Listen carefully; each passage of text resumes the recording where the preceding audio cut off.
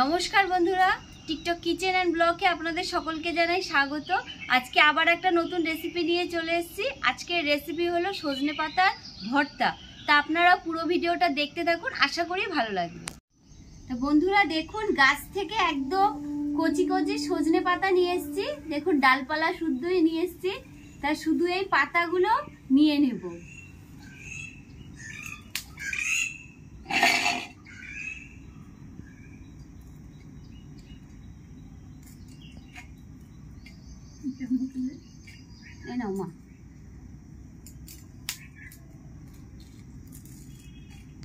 বন্ধুরা জানেন, এই সজনে পাতার উপকারিতা প্রচুর। এটি রোগ প্রতিরোধেরও সহায়তা করে, হরমোনের ভারসাম্য বজায় রাখতে সাহায্য করে, প্রদাহনাশক হিসাবে কাজ করে, শরীরের বিভিন্ন ব্যথা দূর করে। সামান্য একটু কড়াইতে জল দিয়ে দিয়েছি, জলটা গরম হয়ে গেছে। ধুয়ে রাখা সজনে পাতাগুলো আমি একটু সেদ্ধ করে নেব। সামান্য একটু নুন দিয়ে দিচ্ছি, ভালো করে সেদ্ধ করে নেব। বন্ধুরা, এই সেদ্ধ করে কিন্তু সজনে পাতার যে জলটা আছে, আমি কিন্তু জলটা ফেলবো না, পুরো শাকের সাথে টেনে যাবে জলটা। বন্ধুরা, পাতাগুলো ভালো মতো সেদ্ধ হয়ে গেছে, দেখুন জলটাও একদম টেনে গেছে। এবার আমি নামিয়ে নিচ্ছি। এবার আমি শিলনোড়াতে সব ভালো করে বেটে নিচ্ছি।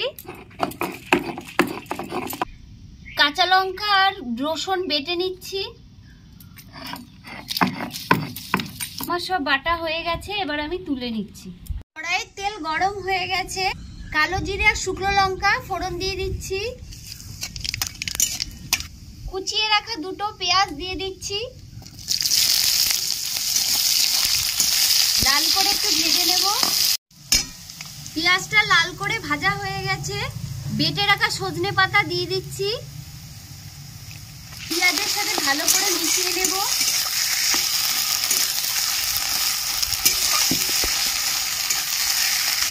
সামান্য একটু হলুদ, পরিমাণ মতো নুন, সামান্য একটু মিষ্টি, ভালো করে মিশিয়ে নেব।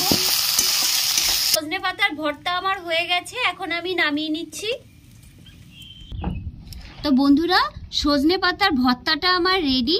রেসিপিটা আপনাদের কেমন লাগলো অবশ্যই কমেন্টের মাধ্যমে জানাবেন। ভালো থাকবেন, সুস্থ থাকবেন।